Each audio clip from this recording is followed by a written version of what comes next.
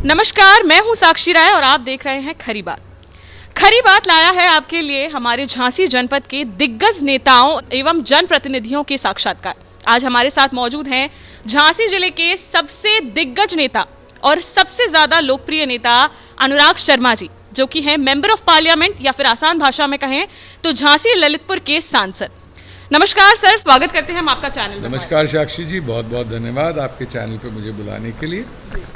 Sir, हम जनमानस के कुछ कोरोना से रिलेटेड जो प्रश्न हैं वो आपके सामने रखना चाहते हैं। जैसे कि आप यहाँ के सबसे बड़े अभी जनप्रतिनिधि हैं, तो हम आपसे ये पूछना चाहते हैं कि जो पहली लहर थी वो थी पर उतनी ज़्यादा भयावह नहीं थी, लेकिन देखा जाए तो दूसरी लहर जो आई है वो बहुत ज़्यादा लोगों की जान भी ले ली है उसने, तो काफ़ी ज़्यादा भयावह रही है। तो इस पर आपके क्या विचार हैं? देखिए, पहली लहर में क्योंकि एक तरीके से लॉकडाउन भी था, लोग ज़्यादा सतर्क थे, लोगों में घबराहट थी और लोगों में एक भय सा था क्योंकि हम कोई इस डिज़ीज़ के बारे में जानते नहीं थे। तो जब हमारा पीक हुआ तो पीक होने के बाद जब लोगों को ये रियलाइज़ हुआ, विशेष रूप से युवाओं में, कि उनको इस पीक से कोई ज़्यादा इफेक्ट पड़ा नहीं और घर भर में जो वृद्धजन थे, 60 साल से ऊपर थे, उनको फ़र्क पड़ रहा था, तो वो बेचारे अपने घर में ही बैठे रहे। बाकी तो फिर देश जब अनलॉक होने लगा तो लोगों ने ना मास्क ना सोशल डिस्टेंसिंग रखी। और बात हम लोग एक चीज़ रियलाइज़ नहीं करते कि ये वायरस है, ये भी एक जीवित कीटाणु है। इसको अगर इसने होस्ट को ही मार दिया तो ये खुद ही मर जाएगा, तो ये भी अपना नेचर बदलता है। तो इसको म्यूटेशंस कहते हैं, जो आप लोग अभी नए सुन रहे हैं शब्द, वो है म्यूटेशंस। तो वायरसेस कोई आज तक जितने भी दुनिया में आए हैं, मेरे ख्याल से खाली एक इबोला है जो वर्चुअली वाइप्ड ऑफ हो गया, क्योंकि उसकी डेथ रेट है 90%। तो 90% लोग जिनको इबोला होता है वो मर जाते हैं। तो इबोला का ट्रांसमिशन ही नहीं होता जब होस्ट ही मर गया। तो इस केस में इस वायरस ने म्यूटेट किया और ये जो double protein double spike virus आया है, इसने जो अभी एक तरीके से मैं कहूँगा आतंक मचा दिया पूरे देश में, तो इसका बहुत देश को, समाज को नुकसान हुआ। सांसद जी, जो पहली लहर थी उसमें हम देखें तो मेन जो दो प्रॉब्लम्स थी वो बहुत ज़्यादा बड़े पैमाने पर उभरी थी। वो पहली थी एक तो कि प्रवासी मजदूर जो थे वो पलायन कर रहे थे और अपने घरों पर उनको घर पर पहुंचाना, उनको इलाज देना, उनकी जांच कराना। और दूसरी थी कि हमें जो हमारे लोग हैं मजदूरों को छोड़ के, प्रवासी मजदूरों को छोड़ के उनकी जांच कराना, उन्हें उपचार पहुंचाना। लेकिन दूसरी लहर में जहाँ तक देखा जाए तो प्रवासी मजदूरों की इतनी बड़ी समस्या नहीं रही है। तो मेन समस्या थी लोगों को उपचार पहुंचाना, उनकी जांच कराना। लेकिन फिर भी कहीं ना कहीं जो सरकार की सेवाएं थी वो विफल दिखाई दी। लोगों ने काफ़ी परेशानी झेली और काफ़ी ज़्यादा दिक्कतें आई लोगों को। तो इसका क्या मेन रीज़न रहा? इसमें आपको दो चीज़ें माननी चाहिए। जो पहली बार ये हुआ और लॉकडाउन हुआ, प्रवासी भाइयों को वापस जाना पड़ा और वो अपने घर के लिए चल दिए। तो सरकार को विशेष रूप से मेरे ख्याल से 4800 स्पेशल ट्रेनें चलाकर उनको घर पहुंचाया। भाजपा के हमारे सारे विधायकों ने, हमारे सारे नेताओं ने, राष्ट्र स्वयं सेवक संघ ने, हम लोगों ने सबका भोजन और इन चीज़ों की व्यवस्था की थी। इस बार जो आपका कहना ये है कि जो उसका आतंक मचा है और विफल रही है, तो विफल मैं नहीं शब्द इस्तेमाल करूँगा, मैं इसलिए बोलता हूँ क्योंकि जब पहली और दूसरी लहर अमेरिका जैसे देश में भी आई तो वहाँ पे भी लोग एम्बुलेंस में और वहाँ पे भी लोग सड़कों पे लेटे हुए थे और वहाँ पे भी ऑक्सीजन दिया जा रहा था। देश की, दुनिया की सबसे बड़ी अर्थव्यवस्था, a super power was bought to its knees. ठीक, शॉर्टेज वहाँ पे भी डॉक्टर्स की रही, शॉर्टेज वहाँ पे भी हॉस्पिटल बेड्स की रही, शॉर्टेज उनके वहाँ भी टेस्टिंग की रही। जब इस देश में एक ही RT-PCR की लैब नहीं होती थी, आज आपके पास 29-30 लाख टेस्ट होने लगे हैं इस देश में। झांसी में हम लोगों ने, किसी ने RT-PCR का नाम नहीं सुना था। RT-PCR लैब सेटअप करने के लिए BL3 लेवल लैब तक थी, bio level hazard 3। This means कि वहाँ से वायरस जो आपके शरीर से लिया जाता है वो लाइव वायरस है। आपका RT-PCR टेस्ट होता है हम जो वायरस निकालते हैं वो टेस्टिंग के लिए जाता है। वो टेस्ट आप जब कराते हैं तो लाइव वायरस है वो भाई, वहाँ से उड़ के किसी के पास चले जाए तो संक्रमित होगा कि नहीं होगा, और जो बेचारे टेस्ट कर रहे वो होंगे कि नहीं होंगे। तो ये बायो लेवल हैजर्ड 3 लैब्स कहाँ थी इस देश में? झांसी के तो आसपास भी कोई नहीं थी। आज आपके पास झांसी में है, जालौन में है। कल ही मैंने आदरणीय मुख्यमंत्री को रिक्वेस्ट करा कि साहब हम ललितपुर में भी खोलना चाहेंगे। तो इस बार क्योंकि एकदम से वेव आई और कभी भी अपने वहाँ ये नहीं सोचा गया था कि अनुमानित ही नहीं कर सकते थे कि इतने लोग संक्रमित हो सकेंगे, क्योंकि लोगों ने मास्क छोड़ दिया पहनना, पूरे शादी ब्याह होते रहेंगे। तो जब ये सब होता रहेंगे और ये कार्यक्रम बाजार सब तरीके से खुले होंगे और लोगों को डर हट जाएगा, तो ये स्वाभाविक है कि ये इतनी बड़ी पैमाने पे ये होगा। बहुत दुख की बात है, बहुत दर्द होता है इस बात को कहते समय कि हमारे वहाँ, जबकि हमारे नर्सिंग स्टाफ ने, डॉक्टर्स ने, पैरामेडिकल के लोगों ने, टेक्नीशियंस ने, सब जनों ने बहुत सेवाएं दी, पर इस देश की इतनी बड़ी आबादी है तो कहाँ जाएंगे। दूसरी चीज़, 70 साल से इस देश का कोई इंफ्रास्ट्रक्चर मेडिकल के लिए नहीं बनाया गया था, और विशेष रूप से महामारी के लिए तो किसी भी देश का इंफ्रास्ट्रक्चर नहीं होता। किसी भी देश में आज तक महामारी के नाम से इंफ्रास्ट्रक्चर नहीं बनता। पर हमने कोशिश करके झांसी में, जहां महामारी कोविड के नाम से 100-200 मैक्सिमम पेशेंट्स कभी रहते थे, वहाँ हज़ारों की तादाद में दिन में निकल रहे थे, हज़ारों की तादाद में लोग बिस्तर मांग रहे थे। तो अपने पास 10-20 बेड्स की होते थे, आज हम उसको 2400 प्लस बेड्स पे लेके गए, जिनकी मैं बात कर रहा हूँ ऑक्सीजनेटेड बेड्स करवाए। लिक्विड ऑक्सीजन जिसका प्रयोग ही नहीं होता था, मैं झांसी में कभी पूछ लूँ तो 4 फैक्ट्रियाँ लकीली हमारे पास थी, पर उनका कभी मेडिकल कॉलेज में तो जाता ही नहीं था। प्राइवेट डॉक्टर्स कितना लिक्विड ऑक्सीजन लेते होंगे कि ऑक्सीजन सिलेंडर भैया भेज दो। आज कितनी डिमांड हो गई थी, दिन के सैकड़ों सिलेंडर्स लगने लगे थे। तो ये दुर्भाग्य बात है कि इतनी बड़ी तादाद में ये फैला, लोगों ने सावधानी नहीं बरती, और इंफ्रास्ट्रक्चर कभी भी महामारी के लिए कभी भी पूरा नहीं हो सकता। अगर तीसरी वेव भी आएगी, आशा करते हैं कि नहीं आए, इंफ्रास्ट्रक्चर आप रोज़ डेवलप कर रहे हैं, रोज़ बढ़ा रहे हैं। हम लोग अभी से प्रिपेयर कर रहे हैं कि बच्चों में अब फैलेगा, इस बार युवाओं में आया तो अब युवाओं के बाद हो सकता है ये वायरस म्यूटेट करे बच्चों में जाए। तो इतने आप डॉक्टर्स कहाँ से ले आएंगे, गायनोकोलॉजिस्ट कहाँ से आप पीडियाट्रिशियंस ले आएंगे जो बच्चों की विशेष ध्यान रखेंगे? पीडियाट्रिशियंस तो सीमित ही हैं, उतने ही लोग रहेंगे, और बच्चों के लिए आपको आज से ही आईसीयूज क्रिएट करने पड़ेंगे, तो कितने कर लेंगे आप?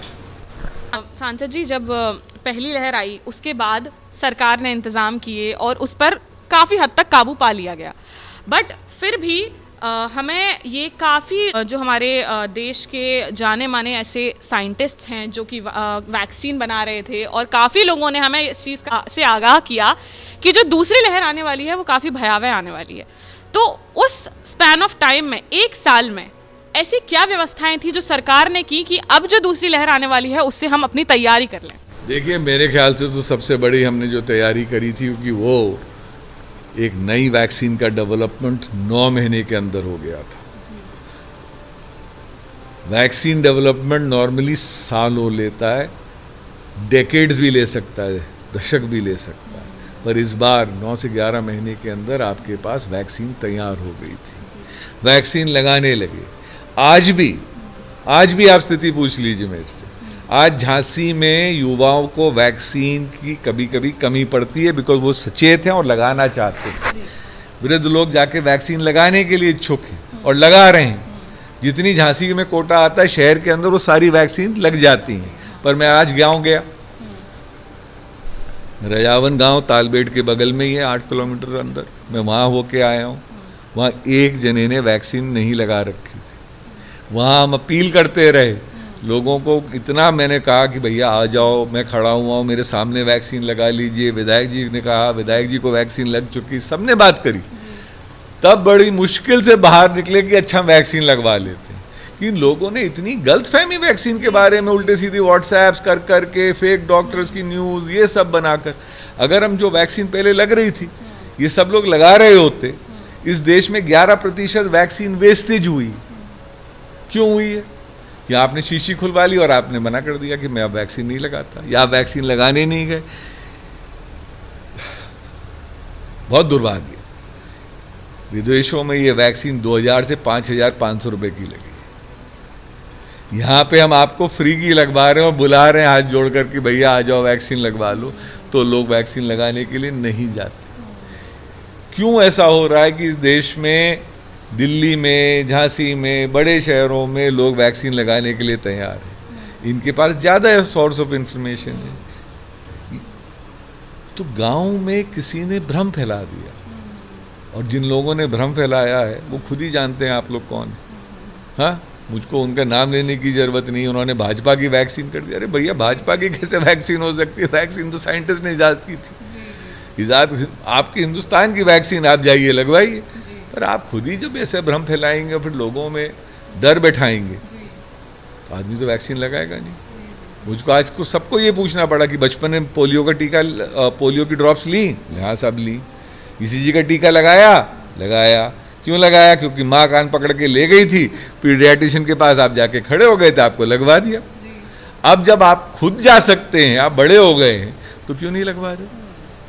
उस समय वैक्सीन का कोई हर्जा हुआ आपको? नहीं हुआ ना, जान नहीं बची। सांसद जी, हम जैसे देखते हैं कि आपका झांसी भी पूरा क्षेत्र है, उसके बाद आपका ललितपुर में भी दूर दूर तक सारा क्षेत्र है, तो काफ़ी क्षेत्र जो है वो आपके अंडर यहाँ पर आता है। तो काफ़ी लोगों ने जो है आपसे आपको अप्रोच करने की कोशिश तो की ही होगी, और इतना ज़्यादा लोग समस्याएं लेके आपके पास आए होंगे इस कोरोना काल में कि मुझे लगता है कि आप खुद भी रातों रात सोए नहीं होंगे। तो ऐसा मतलब किस तरीके से आपने उन समस्याओं को हैंडल किया और लोगों को राहत पहुंचाई? देखिए, 2-3 चीज़ें होती हैं राहत पहुंचाने में। एक तो तत्कालीन ज़रूरत होती है। तत्कालीन मतलब किसी के घर में इमरजेंसी है, किसी को अभी तुरंत बेड चाहिए, किसी को ऑक्सीजन की ज़रूरत है, किसी को वेंटिलेटर की ज़रूरत है, किसी को किसी और चीज़ की ज़रूरत है। तो वो लोग, क्योंकि मेरे नंबर सार्वजनिक हैं, लोग अक्सर मेरे को खुद ही फ़ोन करते हैं, तो हम लोग 12-2 बजे रात तक तो फ़ोन रिसीव कर ही रहे थे। और जहाँ जहाँ लकीली अपने प्रदेश में योगी जी ने कहा था, तो इसलिए हमारे वहाँ सब जगह इंटीग्रेटेड कमांड कंट्रोल सेंटर्स बने हुए थे। और झांसी में हम सब जगह बोर्ड लगवा रखे थे कि कितने आपके पास वेंटिलेटर्स हैं, कितने बाईपैप्स हैं, कितने ये हैं, कितने बेड्स हैं, कितने ऑक्सीजनेटेड बेड्स हैं। तो उस कमांड कंट्रोल सेंटर के साथ हम लोग हमेशा संपर्क में रहते थे, डॉक्टरों के साथ संपर्क में रहते थे, जितने मैं मदद कर सका कर। हर बार बेड अवेलेबल नहीं हो पा रहा था, तो लोगों को बाहर भी लेटा के कभी कभी ऑक्सीजन देना पड़ा, तो वो भी करवाया। इसके अलावा मैं प्रॉबली इधर का बुंदेलखंड का सबसे बड़ा न्यास भी चलाता हूँ, ट्रस्ट। तो हमने ट्रस्ट के माध्यम से बहुत लोगों की मदद करी। वो थी दवाई वितरण में, दवाई हमने बहुत जगह वितरण करी। अभी आयुष काढ़ा हमने पिछली बार भी करा था, इस बार मैंने खुद ही अभी 1 करोड़ से ऊपर का आयुष काढ़ा, BiPAP machines, oxygen concentrators, oxygen check करने वाली मशीन्स, ये यंत्र भी दिए हैं। और ये हम वितरण करवा रहे हैं विशेष रूप से कि ये गांव तक पहुंचा दें। बाईपैप मशीन्स को छोड़ के, बाईपैप मशीन खाली एक टेक्निकल आदमी चला सकता, तो ये अब पहुंच रहे हैं, उनको दिए गए हैं। अब आशा करते हैं कि और भी लोग ऐसे काम में मेरा कोशिश कर रहे हैं कि जितने हमारे कम्युनिटी हेल्थ सेंटर्स हैं और प्राइमरी हेल्थ सेंटर्स हैं, इनमें एक तरीके का लोकलाइज छोटे से ICU जैसा एक वार्ड बन जाए। तो जहाँ पे जैसे ही आदमी को थोड़ी दिक्कत आती है तो वहाँ का वहीं पे हो जाए। दूसरा, मैंने गवर्नमेंट से आग्रह किया है और बहुत हद तक ये सफल भी हो रहा है कि गवर्नमेंट इसके लिए हमको लोकलाइज टेस्टिंग और बढ़ा लें। अब हम गांव में जा के टेस्ट करा रहे हैं। बहुत सारे गांव में कोरोना के लोग निकल रहे हैं और बहुत सारे गांव में नहीं निकल रहे। तो जो गांव कोरोना मुक्त हैं उनसे कह रहे हैं कि आप अभी भी सचेत रहिए, लोगों से दूरी रखिए, और जिस तरीके से आप अभी रह रहे थे वैसे ही रहिए। और जिन गांव में निकल रहे हैं उनको तुरंत PHCP और डॉक्टर्स भिजवा के वहाँ पे व्यवस्था करवा रहे हैं कि उनको जल्दी से जल्दी चेक हो जाए और दवाई मिल जाए। सबसे बड़ी बात इसमें ये है कि आप जितनी जल्दी आप कोरोना बीमारी को पकड़ लेंगे और आप दवाई शुरू कर देते हैं तो आपके चांसेस रिकवरी के, आपके वापस ठीक होने के बहुत बढ़ जाते हैं। सांसद जी, जैसे हमने देखा मुख्यमंत्री झांसी जनपद में आए थे और उन्होंने अधिकारियों से, जनप्रतिनिधियों से सबसे मुलाकात की, तो ऐसे ही वो और भी जिलों में जा रहे होंगे, तो इतना सब कुछ लोगों के बीच में जाके उनका मिलना और जनप्रतिनिधियों से उनको मतलब सचेत कराना और जायज़ा लेना सब कुछ, क्या आपको लगता है कि ये अब जो है कोरोना महामारी को थोड़ा सा इसमें कहीं ना कहीं कंट्रोल आएगा? बिल्कुल आएगा। मुख्यमंत्री जब जाते हैं और लोगों से बातचीत करते हैं, अधिकारियों का काम चेक करते हैं, उसके अलावा जब हम लोगों जनप्रतिनिधियों से बात करते हैं तो जो जनता की आवाज़ है हम उनको बताते हैं। तो कल ही जैसे वो आए झांसी में तो मेरी बात हुई उनसे, तो उन्होंने पूछा सांसद जी क्या करवाएंगे, तो मैंने उनको एक ही चीज़ कही कि भाई साहब झांसी में एक 500 बेड की मेरे पास फैसिलिटी तैयार है, तो अगर वो 500 बेड की फैसिलिटी तैयार है तो उसको मैं पूरा का 3 महीने के अंदर चालू करने की हालत में रह सकता हूँ। आपसे बस इतना ही आग्रह कि आप ये मशीनें और ये पैसा भिजवा दीजिए तो हम मेडिकल कॉलेज के अंदर ही कर लेंगे। ये 500 बेड आप जितनी जल्दी हमको तैयार करवा देंगे उतना हम तीसरी वेव के लिए तैयारी हो जाएगी। ऐसे ही सारे जनप्रतिनिधियों ने अपने अपने क्षेत्रों के लिए अलग अलग मांगे रखी, हम सब ने उनको बताया और बहुत सारी चीज़ों पे वो अमल करके गए और बहुत सारी चीज़ों पर शौर करके गए कि कोशिश करेंगे कि उनको जल्दी से जल्दी चालू करके लेके आया जाए। सांसद जी, हमने देखा जब मुख्यमंत्री जी आए तो मतलब जहाँ तक देखा जाए कि दूसरी पार्टी के जो नेता हैं, जो लोग हैं, वो तो एज अ पब्लिसिटी स्टंट भी अगर उसके खिलाफ जो भी यहाँ पर हो रहा है, मेडिकल में कालाबाजारी हो रही है रेमडेसिविर को लेकर या फिर जितनी भी जीवन रक्षक दवाइयाँ हैं उनको लेकर प्राइवेट नर्सिंग होम्स में काफ़ी ज़्यादा हो रही है, बट हमने ये देखा कि भाजपा के ही विधायक मुख्यमंत्री के सामने खड़े नजर आए। उन्होंने प्रशासन और जो भी मतलब ये स्वास्थ्य व्यवस्थाएं हैं, अधिकारी हैं, इनको कटघरे में खड़ा कर दिया। तो आपको क्या लगता है कि इस बात में फिर सच्चाई तो होगी कुछ ना कुछ की जो हमारी स्वास्थ्य व्यवस्थाएं हैं, प्राइवेट नर्सिंग होम हैं और बाकी लोग हैं, ये कालाबाजारी में बहुत ज़्यादा लुप्त हो चुके हैं? मैं शब्द इस्तेमाल नहीं करूँगा कि बहुत ज़्यादा, पर हाँ लोगों ने करा और बहुत ही दुख की बात है कि महामारी के समय आपने ये मौका इस्तेमाल करा और इंसानियत के खिलाफ आपने ये चोरियां करी, लोगों को गुमराह किया। और ये सिर्फ झांसी में तो नहीं हुआ, कहीं ज़्यादा बड़े पैमाने में कांग्रेस रूल स्टेट्स में हुआ, कहीं ज़्यादा बड़े पैमाने में नकली दवाइयाँ बम्बई में पकड़ी गई, पूरे हिंदुस्तान में हुआ। तो जब इस तरीके के लोग हैं तो सबको सतर्क तो रहना ही पड़ेगा। और जो हमारे विधायकों ने इस बातचीत को कहा वो उनका दुख दर्द, भाई जब ये हुआ ही है और सत्य है और जब पुलिस ने ऐसे लोगों को पकड़ा ही है तो ये बात मुख्यमंत्री जी के सामने इसलिए ले आई गई कि उन पे कड़ा सा कड़ा एक्शन लिया जाए। आप सांसद जी जनमानस से, जनता से, हमारे अधिकारियों से, हमारे खरी बात चैनल की ओर से क्या अपील करना चाहेंगे? देखिए, मैं जनता से एक ही अपील करना चाहूँगा, कृपया करके वैक्सीन ज़रूर लगवा लीजिए। वैक्सीन से आपको कोई हर्जा नहीं हो सकता और अगर आपको वैक्सीन एक बार लग गई तो आपकी जीवन एक सामान्य रूप से गुजर सकता है। और अगर कोरोना कहीं से भी हो गया, वैसे तो बहुत कम चांसेस हो जाते हैं, पर अगर हो भी गया तो कभी जानलेवा नहीं निकलेगा। दुनिया भर के आंकड़े कहते हैं कि लेस देन 0.002%, मतलब 1 लाख में प्रॉबली 2 लोग को बहुत सीरियस कोरोना होता है जिनको वैक्सीन लग गई। तो जब ऐसे आंकड़े आपके सामने हैं, प्लीज़ वैक्सीन लगाइए, मास्क पहनिए, इतना ही तो करना है। इससे ज़्यादा तो आपको कोई ज़्यादा उम्मीदें हैं नहीं। भाई घर में रहिए, सुरक्षित रहिए। आपसे हम जंग लड़ने के लिए नहीं कह रहे, आपसे इतना ही कह रहे हैं कि घर रहिए, वैक्सीन लगाइए, जंग करिए। और सबसे बड़ी बात इसमें यह है कि सरकार आपको ये सारी सुविधाएं फ्री में दे रही है, इस्तेमाल करिए। चलिए धन्यवाद करते हैं हम झांसी ललितपुर सांसद अनुराग शर्मा जी का, और बहुत बहुत हम अपना सौभाग्य मानते हैं कि जिस तरीके से हमें एक इतने पढ़े लिखे और दिग्गज नेता हमारे एरिया में मिले जो कि लोगों के विकास के लिए काम कर रहे हैं और कोरोना में निरंतर उन्हें सहयोग किया है लोगों का और उपस्थित रहे हैं। आज के साक्षात्कार में हमारे साथ थे झांसी ललितपुर सांसद पंडित अनुराग शर्मा जी, जिन्होंने कोरोना के बिंदुओं पर हमसे बात की। उन्होंने कोरोना की दूसरी भयावह लहर के दौरान झांसी की स्वास्थ्य सेवाओं को विफल तो नहीं माना, पर अपर्याप्त जरूर माना।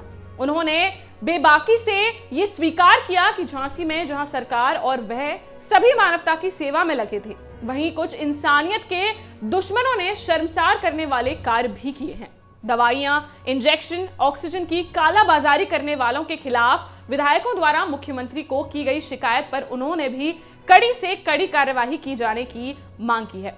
सांसद जी ने विपक्ष पर जीवन रक्षक कोरोना वैक्सीन को भाजपा की वैक्सीन बताकर भ्रम फैलाने का आरोप लगाया तथा दावा किया कि जहां झांसी में वैक्सीन लगवाने की भीड़ उमड़ रही है, वहीं ललितपुर के गांव में लोग वैक्सीन लगवाने को तैयार ही नहीं है।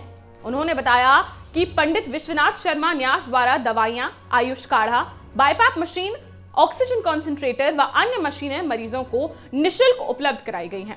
उन्होंने मुख्यमंत्री जी से ललितपुर में टेस्टिंग रिपोर्ट की व्यवस्था कराने, झांसी में 500 बेड के अस्पताल को शीघ्र तैयार करने एवं ग्रामीण क्षेत्र के सीएचसी व पीएचसी में आईसीयू जैसे वार्ड बनाने की मांग की है। फिर मिलते हैं आपके किसी स्थानीय शख्सियत के साथ कोरोना के विषय में एक और साक्षात्कार लेकर। चैनल को सब्सक्राइब और शेयर करना ना भूलें। देखते रहिए खरी बात साक्षी मीरा राय के साथ।